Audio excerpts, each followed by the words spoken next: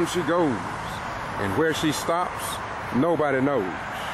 But we the people of the United States of America, in order to form a more perfect union, but this union cannot be formed without truth in the scales and balance. So get ready, get ready, get ready, get ready, and let the water flow.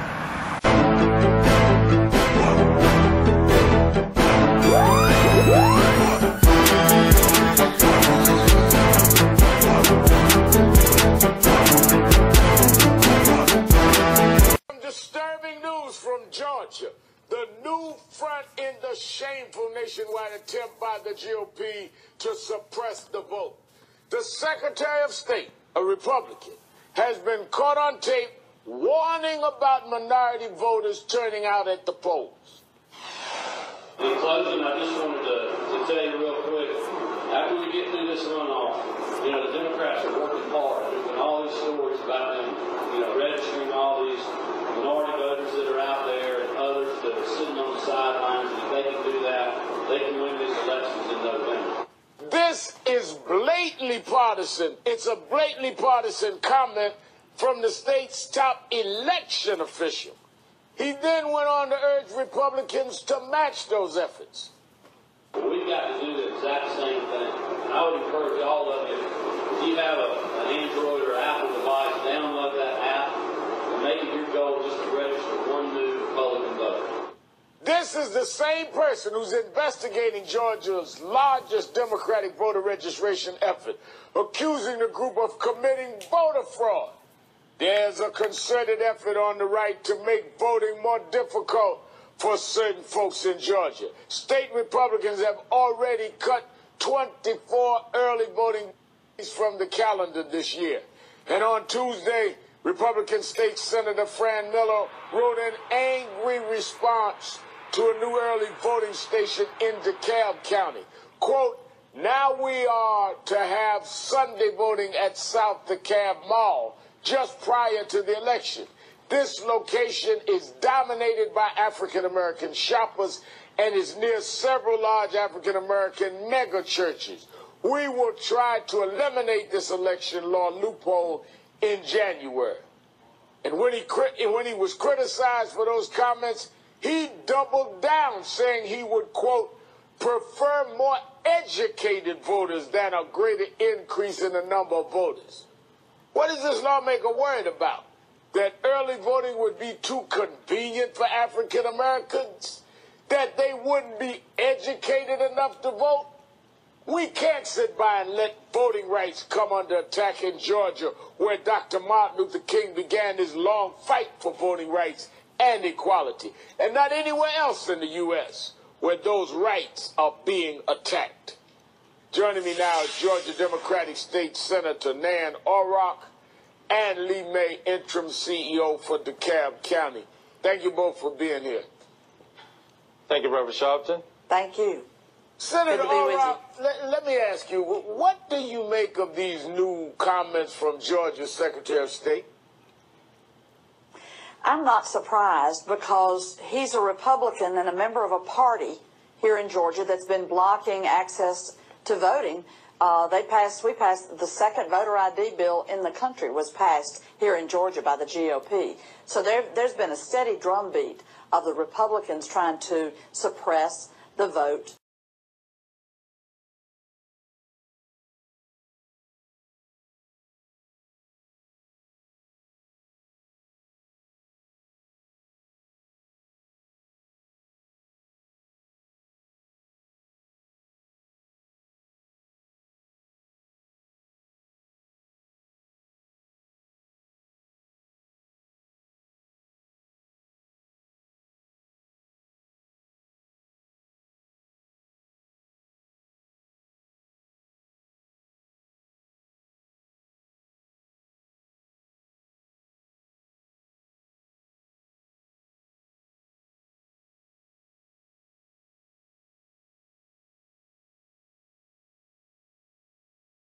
So if you could start, but tell me your name and where you're from, and just saying that we have permission to record this. Okay.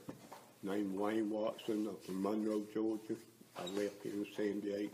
I come back in 93. Okay. And y'all got permission to record. So if you could just tell me the one by one the names of the people that you know are still alive, their approximate age, and what you know about their involvement on the bridge in 1946 with the lynching on the Morse Ford Bridge. Okay, Charlie Peppers, that's my uncle, and he ought to be about 85 or 86. He was the youngest one in the family. And all through my life, all I heard them talk about the Morse Ford and the lynching and stuff, and I lived around it in Kempton. And I come back in 93, I started hanging around him. I said, I'm going to see what I can do about all this. And every day I made documents.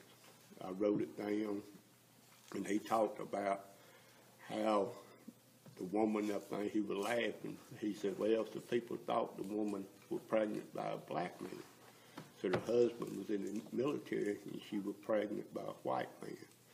And he said, Wayne, they cut the baby out, washed the baby off in the creek, and put it up for adoption in Atlanta. I said, no, they didn't either. He said, yes, they did. So you don't call me a blank liar unless you was there like I was. Who was the white man that she was reportedly had the affair with, whose baby she had? Hester. It was Hester. He told me I'll get the main. What's Hester's first name? I think it's Barry. Okay. But Lord. And he's from Hestertown, is that right? Right. Yes. And who else is still living besides Mr. Pepper? You've got a number of them. I got another uncle named Earl Royster. He's a member of the Klan. You got the members. And Mr. Royster, and that's R-O-Y-S-T-E-R? Yes, sir. Earl Royster, you said he's a member of the Klan, and he was also on the bridge that night? Right, because he's about the same age as my uncle, Charlie. Okay. He's my uncle, too. You got a lot of them back in 93 when I come here. You had a bunch of them still alive and everything, like John F. Moore, Jack Smith, Breedlove, Iron Breedlove. These men used to talk about it? They was in a meeting. I remember them years ago when people talked about who's all the members and everything. What kind of meeting?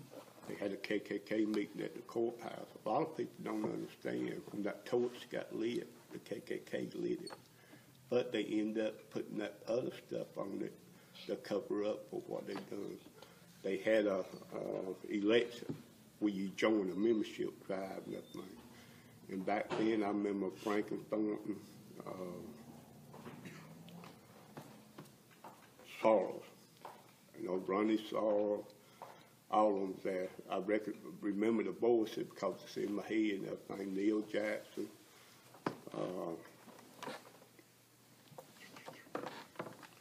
Harry Arnold, Sr. There's a Jimmy Davis live over there in Madison. He's still alive. He runs a pawn shop, and he got a patch over his eye. His name is Jimmy Madison? Davis. He works at Madison. Okay, Jimmy Davis. Right. The town of Madison. He works at the pawn shop. And he works at a pawn shop. Do you know the name of the pawn shop? It's right there, like going toward Edenton, Everton. It's on the left, back in the shopping center. All right. Which road is that shopping center on? I don't know what the name of that highway. I didn't know direction when I got there. And you said that he has a patch over his eye? 441? It's not Highway 441? You go to back to I-20. Okay. Highway 441 runs from Madison to Edenton. You know where you go to Madison, you take a right, and then you go out, you stay on that road that go to the hospital, right? You bear off to your left, right there.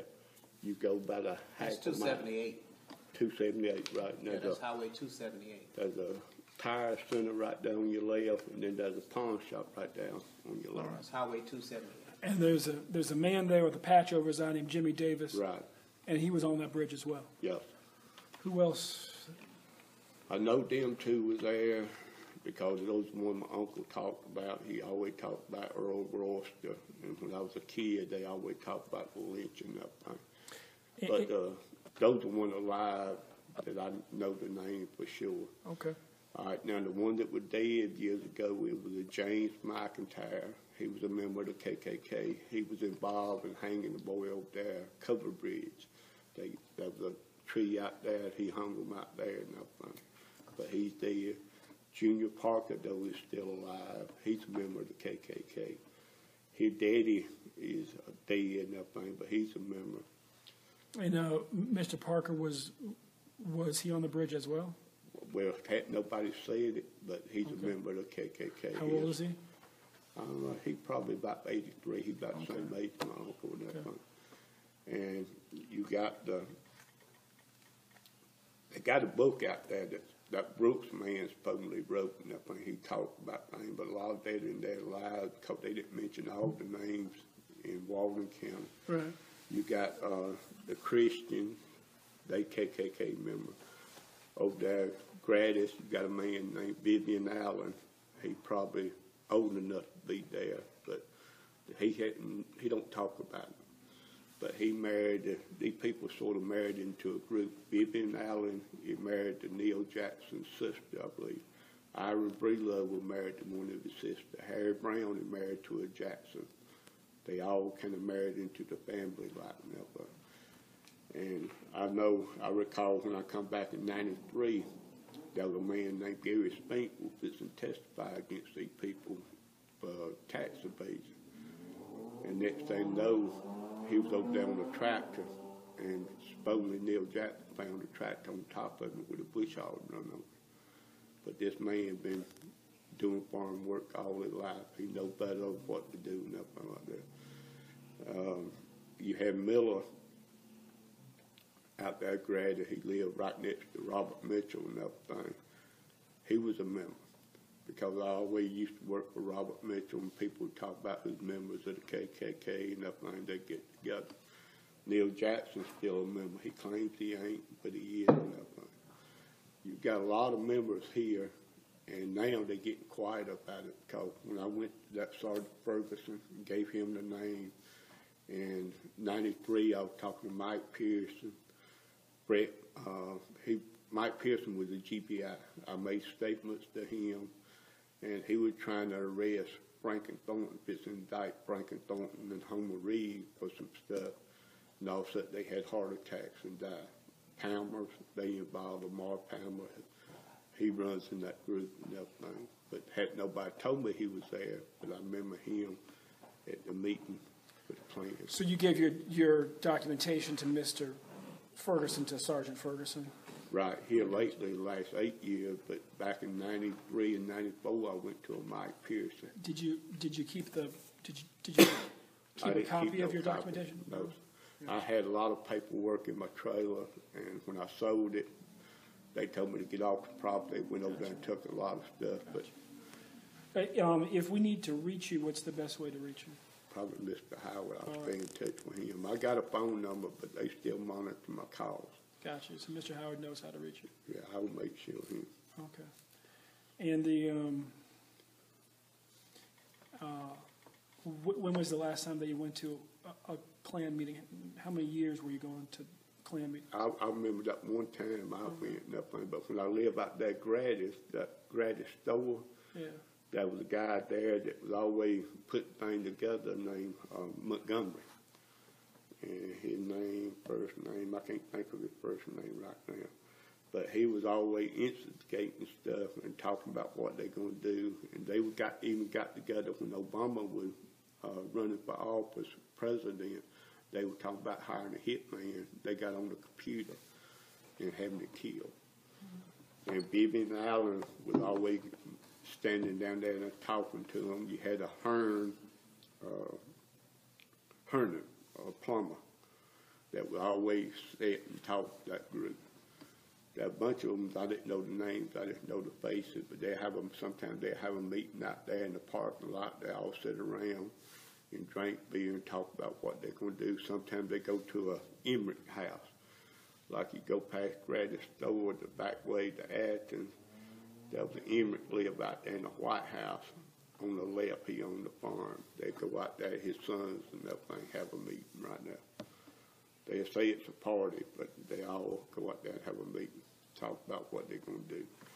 And when they found out that I was talking, so I guess Alan Cook, the DA, was trying to find out who knew about it, nothing like that. And evidently, my attorney told somebody or told him. Because next thing I know, everybody in Walden County knew I was the one that knew about the KKK, who's alive.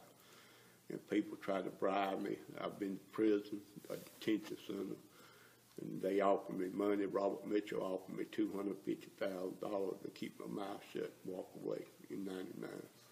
I told him I wouldn't do it. He said, "You'll be dead before you ever testify." And there was a witness there named Larry Cole that I was at his house on Bryan Road when he called me. I got out of the detention center that night, and it wasn't an hour later, Robert Mitchell called me and told me that. And you just got Al Yarborough, he's a member of it. Nothing. Most of the police, their families, their daddies, members, Mike Burt, nothing knew about it years ago. And his family, you got the Shea. All these groups, they never did really talk about it, but other people talk about who were members and nothing like that around here. Right. Is there anything else? Is there anybody who claimed to have a weapon that was involved in the? They don't talk about no weapons. Most of them around here, Charlie Pepper still got an old shotgun, I think. But even that house over there, Gladys, that they went over there near, the house belonged to Harry Arnold Jr. Terry Briscoe claimed he called the FBI. I was the one that called the FBI and told him about the house. Because he walked away, he had a bunch of guns. The Briscoes was involved. He had a bunch of, Glenn Briscoe had a sawed-off shotgun, and he never would go into detail. He said there's a reason he kept it all the years, and he kept it hid. I don't know where he got it or who ended up got it now. But like I said, my uncle got a shotgun about like that. You got a group. I worked at John Manville. I worked at Leggett and Platt. A lot of the white people that were members, because they always hated black people, they get talking about it. And they all had a sawed-off shotgun. Most of them did. But the old shotguns,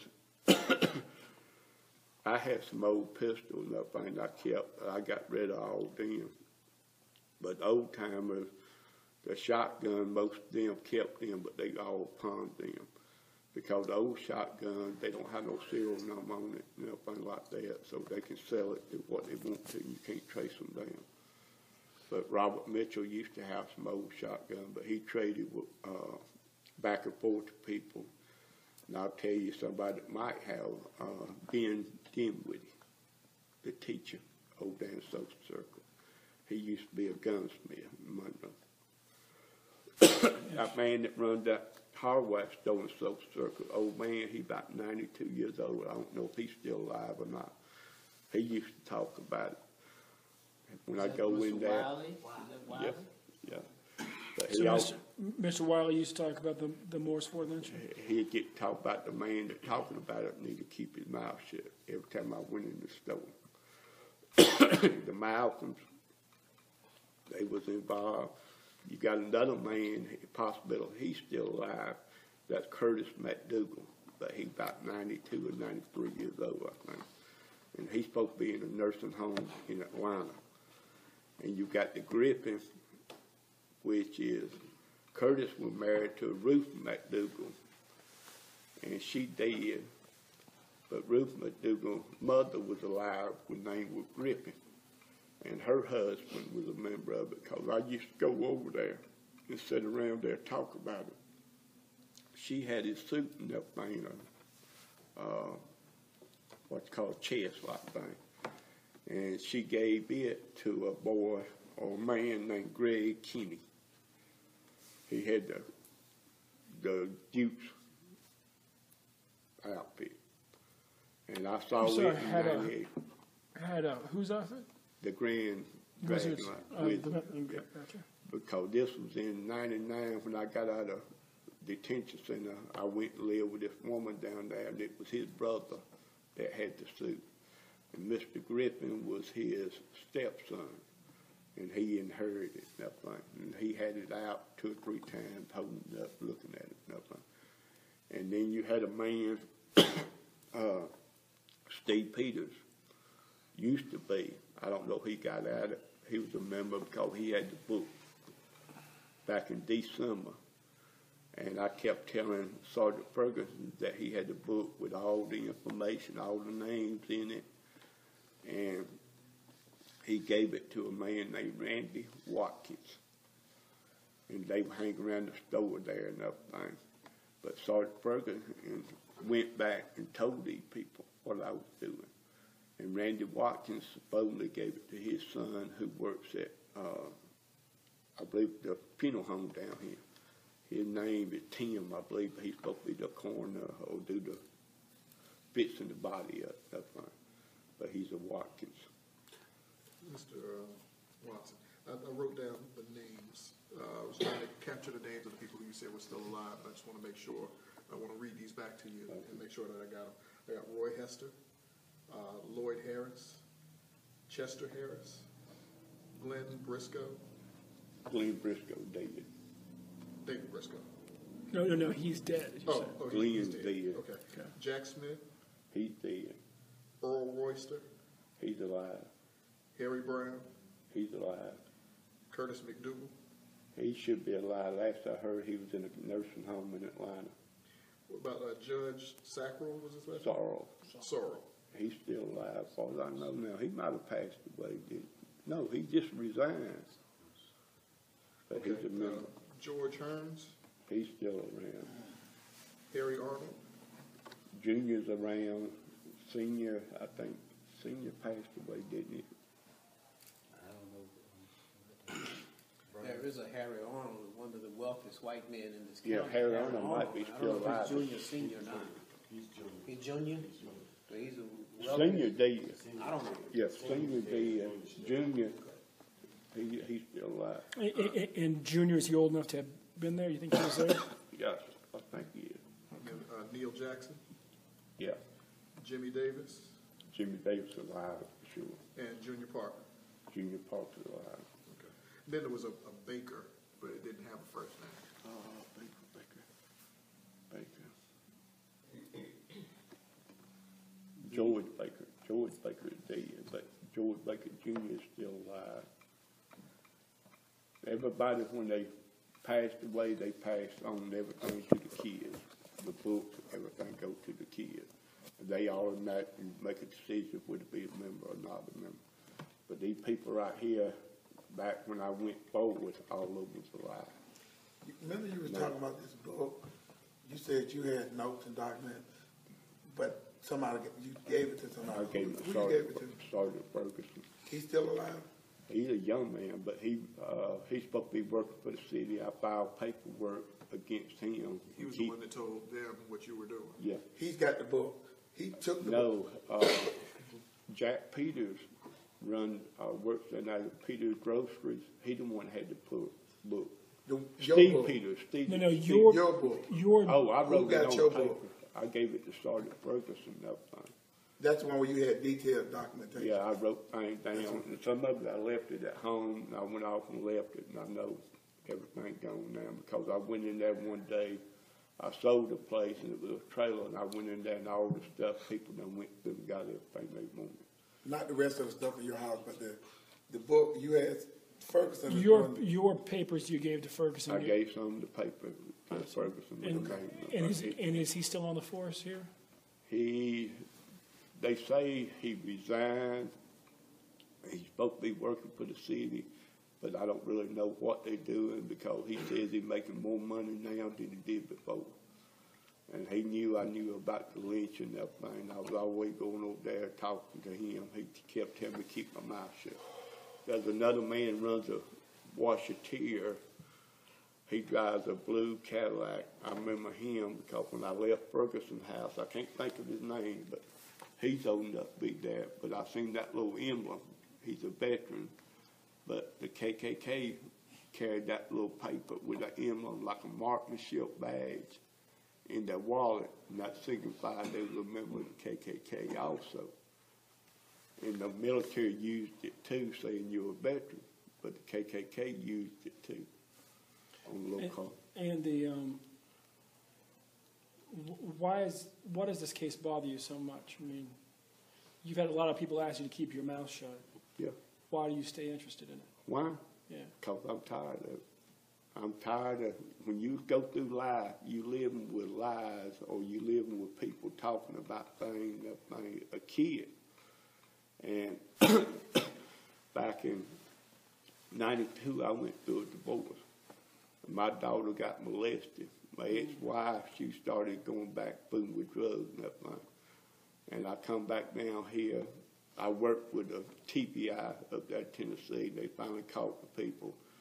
And I come back to Georgia, and they got to talk about the same old thing. They got to talk about my uncle got to talk about the mowers forward and them cutting the baby. And I started telling them I was dating an African-American woman. All my kin people disowned me. They told me not to ever come around them again. Said, we'll kill you. Said, if you ever bring that woman to our house, we'll kill her. And I said, well, I'll put a stop to this. And I started spending my own money and everything. I worked. I went around to people, listened to what they got to say. The drugs, I went to, people don't realize it. The local drug people, like Mike Burt, and there was a Wolf, Randy Wolf used to be an investigator over there in Barrow County. I went with him with drug information. None of the people never got busted. The Connors, Phil Connor never did get busted for drugs. None of them did. I went to the man's unit over there in Barrow County and talked to them. Everybody started getting busted for the drugs. I went to East Metro here in 95 or 96, and they got the Blackwells all them. And Keith Glass tried to take control of that claim. He brought them in. I was the one that went to East Metro. I met with Chris Cannon. In 97 or 98, I got set up. I got charged with a criminal trespassing. I made bond. A friend of mine made bond for me, which was $65. I had the ticket, criminal trespassing. When I told them to come get me, I said, they're going to come up with something. Next thing I know, he come pick me up. They turned around, locked me up, shipped me to Barrow County. I stayed down there in Barrow County for, I don't know, about 4 months. They claimed they had a bench warrant. I was shackled, handcuffed to a drain in the floor, naked. Had to eat like a dog. They went in there with a fire thing, washed me off all day. The only day I could make calls is when these rookies come in, like at 5 o'clock in the morning. They'd let me slip and make a call, and I called Robert Mitchell. They finally got me out where I could have a hearing. And Keith Glass, the one that you mentioned, was the chief of police, and he was also in the Klan. Right. He took over, yeah, he was the chief of police. His daddy was the chief Klan member. So, are you motivated by your conscience, or are you motivated by what they've done to you because of this girl you was talking to? I want it all over with. The racism, I mean, I've been on the street, and you know, I told people I dated a black woman and everything, and you can't get nothing. A white man goes around here and says he's dating a black woman or hanging around black people. You can't get no loan. You can't go to no bank, borrow money or nothing. They turn you down. And they make it excuses, but the money people right here, Robert Mitchell, Neil Jackson, Harry Arnold Jr., they own just about everything around here. And they still find out about that. You can't get no help around here. Could I ask you, how old are you right now? I'm 55. 55. And when this happened, how old were you? I wasn't born. You talking about the mowers forward, right? Okay. And the baby that was cut out and given for adoption, did anyone ever say who adopted the baby, where they sent the baby? They took the baby to Atlanta. That's what my uncle told me. All the years, I remember every time I talked to him, he always said they cut the baby out, washed it off in the creek, somebody took it to Atlanta. See, I got a daddy that was older than Charlie, but he died in prison when I was 4 years old with some Tim Watson. So he was mean enough because he was racist. He beat on my mama. I know that. So all these people live right around there, Morris Ford area. My uncle did. So you don't, because now I'm kind of confused. I just want to be clear. You don't think that the baby was killed when they killed her? No, they cut the baby out. I said the same thing. I told my uncle, I said, the woman wasn't even pregnant and everything, and the baby was killed. He cussed me, called me every name in the book. He said, don't call me a freaking liar, but he used the cuss word. He said, they cut the baby out. They washed it off in the creek and gave it to somebody, and they took it supposedly to Atlanta. He said, I'm not sure if they took it to Atlanta. All I know, they were supposed to take it to Atlanta. And your uncle, his point was that he was there and he saw That's them right. do this. That's right. What was your uncle's name again? Charlie Pepper. Right, that's the point I got. Now, there's another Charlie Pepper that one live in Winder. This man right here live on Double Spring Road, I believe, like going toward the reservoir on the left. And he got coon dogs. All right, so let's go through some of these folks. The ones who are alive, he's going to tell you the name, and you tell us if you know anything about where they live, where they work, where we can find them. All right. Roy Hester. I think he still live on Hestertown Road over here, don't he? There's a lot of Hesters out there, Hestertown, big family of them. Yeah, well, But Roy Hester would be about 80 in his late 80s or early 90s. Yeah. All right. Lloyd Harris. Lower Harris dead. Okay. Is that Chester Harrison? Harris. Chester Harris. I'm not. Is that one they got? One they call Claude. You got Claude Harris? No, Claude it is. Yeah. Claude's still alive, as far as I know. And where does say Claude Harrison or Harrison? Harris. And Claude Harris Live in Bethlehem, supposed to. Okay. George Baker. George Baker dead. George Baker Jr., rather. I'm sorry. George Baker Jr., I think he's over one of the banks and everything. He's still around. Bank here in Monroe? He's in Monroe. George Baker Jr. in Monroe. Jack Smith. He's dead. Little Jack is still alive, so. I need to put the juniors in here. Jack Smith Jr., rather. He lived going towards Social Circle.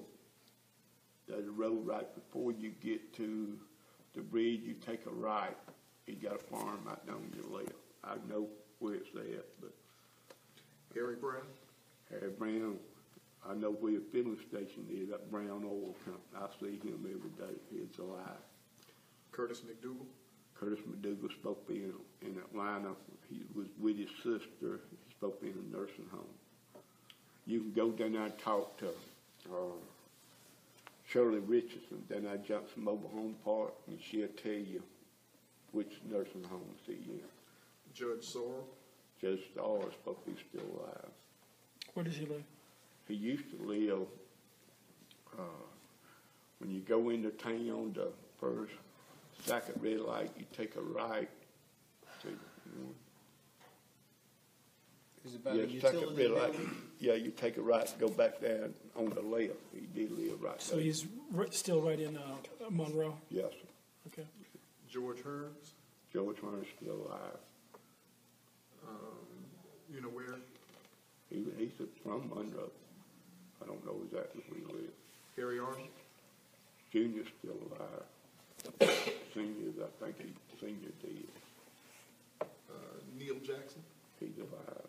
But where does he live? That's all for. Neil Jackson live out there. You go to Campton, you take a right, and you stay on that road. You see, you go about 3 miles, you see a white fence and everything. He's got a little white house right down the right. All right, so he's in the town of Campton? He's what? Which town is it? Campton. Campton. But he got Neil Jackson Realty. He's the man Okay. right there. Jimmy Davis. Jimmy Davis, he's supposed to live over there near the bridge, but he got that work at that pawn shop in Madison. And then Junior Parker. Junior Parker live in Campton. You go to Campton, you take a left, and you go about 3 miles, and you'll see there'll be one one house here that was Arnie Parker lived. There's another house there that was Andy Abo lived, and then Junior got about the third or fourth house. So, Kevin, how many people do we have who are still alive? 3, 4, 5, 6, 7, 8, 9, 10, 11, 12. All right. It sounds like there's some work for the FBI to do. All right. Well, sure, and then let's wrap up. Do you know Roy Holder? Holder's still alive. I've seen him around, and I had never really talked to him, nothing like that. But he's associated with Neil Jackson, Robert Mitchell. They all buddy. And Roy Holder, do you know that he was there? Have you heard he was there? I can't say because this group, they just talk among themselves. But the rest of the folks who we went through, those are folks that you've heard were there on the bridge. Right. Now, there's a Bill Shea and a John Shea. John Shea is a junior, and he would always go to those meetings over there at Gratis with those boys over there. The he used to, Klan meetings. Right. Vivian Allen's still alive now. He's old enough to be there. I see. But I had never heard. Right. But again, the rest of the folks, these folks who you heard were there. Yeah. It's enough for something to be done here. Right. Let me ask you also, did anyone else other than your uncle describe what happened on the bridge? Well, he the only one I went around, but when I was a kid, when everybody walking around in the yard, Bob Lester, he was there and everything like that, but they all used to laugh and make fun of Earl Royster, all of them did when I was growing up. And did you talk to any blacks that may have been hiding and witnessed it, or the Blackwell, see, that's something else. The Blackwell lived over there next to it when it took place. But I was told that's the reason they become the biggest drug dealers in Walden County, because they knew information and they hid it. So the Blackwell, the police kept them, letting them do what they would do all the years. So the Blackwells now, they scared, and there's a Dexter Blackwell, he tried to claim he knew everything. But what he did, Sergeant Ferguson went to him and told him, because they was in jail, and each one of them got out of jail early because they knew supposedly the name, and I was the one that knew the name, but Sergeant Ferguson went and told them who it was so they could cut a deal and get out of prison. So they crooked. Gotcha. Do you know of any Whiteheads or Palmers? Yeah, Whitehead's still alive now. There's a Whitehead. He lives out there, Watkinsville. I mean. But do you know that he was involved? Yeah, because I won't forget, I used to play these slot machines. And if he's still alive, I can't think of his first name, but I go to Statham to play those slot machines. He used to come over there, and he told me he just got out of prison. That one just got out of prison. He served time for murdering somebody, but he got out. And he talked about he regretted everything he done and everything like that. And that was still something he needed to take care of. So I don't know if he's still alive or not. But he talked about being involved in the he was a member of the KKK. I knew that from years ago. But was he involved in the Morse Ford? I can't say for sure because he never did come out. What about the Malcolms? The Malcolms, my uncle hung around them and everything. There was one man. Charlie Pepper hung around them? Yeah. Okay. Yeah. He could go hunting over there on that land. And did you ever hear of any of the Malcolms being involved in this? They were supposed to be involved. Okay. All right. Is Jack Malcolm the one that's still alive? Did you have on your list? One of them died. Who was that again? The Malcolms. The brothers. There are two. Well, they might be dead now because one of them died. I saw one at the post office right after I met with you. He told me I better keep my mouth shut. But Mr. Howard, you said that you were focused on the Malcolms. Which Malcolms are you focused on? Ralph now. Ralph? Yeah. One of them died. That might be, one of them still alive, one of them supposed to be dead. All right. But one of them told me I better keep my mouth shut right after I met with Mr. Howard. I got you. And from your understanding, the Malcolms were involved. Right. All right. All right. All right. I think we got an exhaustive list. As exhaustive as we're going to get. So, sir, thank you very much. But when I get my head together, I can remember a lot.